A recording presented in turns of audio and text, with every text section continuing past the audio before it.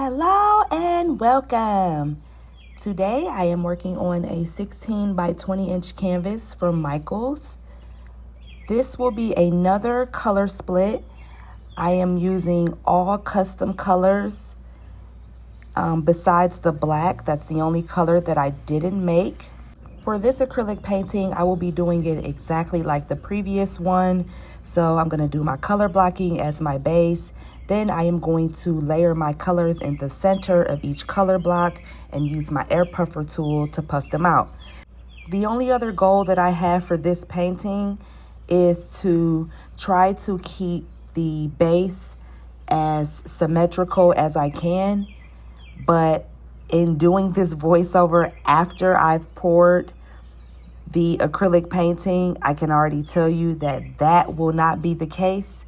But I'm going to stop talking now. I'll let you enjoy this acrylic painting and talk to you again during the wet result.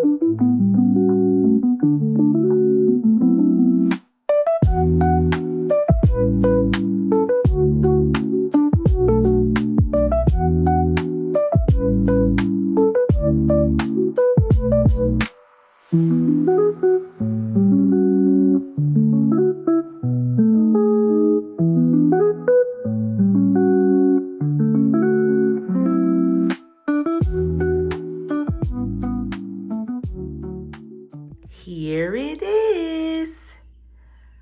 Okay, I had some trouble with this one, but overall, I really do love the color combination. Probably a little less of the custom pink that I made, but other than that, I love the 4 colors that I use as the base for my color split and the colors that I layered on top. I started to re-pour this a couple times, but I didn't have enough colors for the base because I wanted to use the same color, so I decided to just keep it anyway and then redo this blue area here because it sort of shifted more to the corner and I didn't like that. So I wanted it more in the center of the color block just so it didn't look like a big wide open space.